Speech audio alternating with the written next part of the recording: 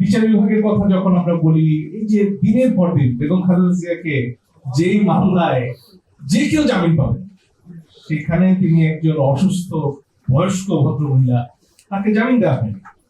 এবং যে বিচারপতি জামিন দিয়েছিলেন তাকে ভীষণভাবে তিরস্কার করা হয়েছিল রাষ্ট্রের সর্বোচ্চ পর্যায়ে। তো সেই বিচার বিভাগ স্বাধীন করার জন্য কত কথা বলেছেন বিএনপি নেতারা, দিনের পর দিন বলেছেন। সেখানে বহু পুরনো রায় আছে, মাজার হোসেন মামলার রায়, যেখানে বারবার বলা হয়েছে বিচার বিভাগকে কিভাবে স্বাধীন করতে হবে। এবং তারই একটা পর্যায়ে যখন বিচার বিভাগের অধস্তন আদালতের বিচারকদের চাকরির যে বিধি, সেটা নিয়ে সাবেক প্রধান বিচারপতি এস.কে সিনহা কথা বললেন, সেটা বাস্তবায়ন করতে চাইলেন, তার কি হাল হয়েছিল সেটা আমরা একেবারে এত দ্রুত ভুলে যাওয়ার কথা নয়। তো সেই যখন অবস্থা, সেখানে এত বছর পরে, এত লড়াইয়ের পরে একটা বিচার বিভাগের সচিবালয় হলো, সেটা কাজ শুরু করলো, প্রথম সচিব নিযুক্ত হলেন। সেখানে এসে সেই আইনটা এখন বলা হচ্ছে, সেই অধ্যাদেশটা আর অনেক নাকি যাচাই বাছাই করতে হবে।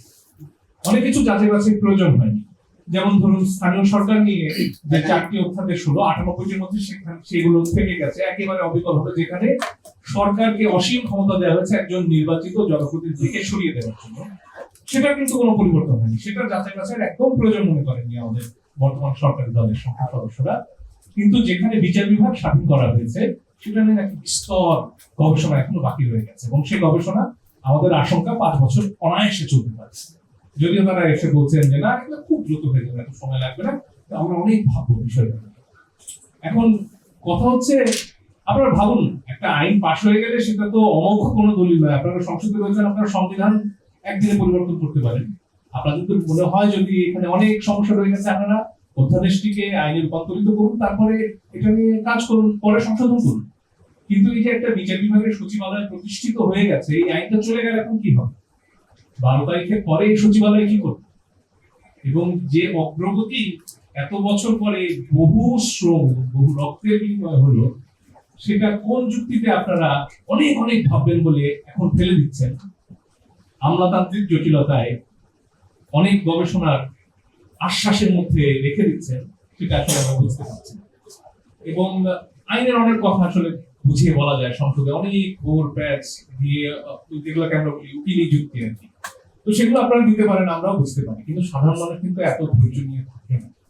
তারা আশা করে একটা স্বাধীন বিচার বিভাগ থাকবে, তারা আশা করে মানুষ গুম হয়ে যাবে। গুম কমিশন যে অসাধারণ কাজ করেছে সেটা সবাই বলেছেন অন্তর্বর্তী সরকারের। এবং গুম প্রতিরোধ করার জন্য আইন করা যে প্রয়োজন, সেটা নিয়ে কেউ দ্বিমত করে। তাহলে এখন এসে হঠাৎ এত গবেষণার কেন প্রয়োজন হবে, সেটা আমরা বুঝতে পারছি না। এবং জনগণকে বোকা ভাববার কোনো কারণ নেই। তাই আপনারা যে ম্যান্ডেট নিয়ে এসেছেন, সাধারণ মানুষ যে ভোট দিয়েছে, সেটার কথা সরকার মনে রাখে, আমরা এটাই প্রত্যাশা করি। এবং এই ধরনের যে পদক্ষেপ, এটাকে ঝুলিয়ে দেওয়া, দীর্ঘদিন না করার, না বাস্তবায়ন করার যে প্রবণতা আপনারা দেখাচ্ছেন, সেখান থেকে আপনারা সরে আসবেন, এটাই আমরা প্রত্যাশা করি।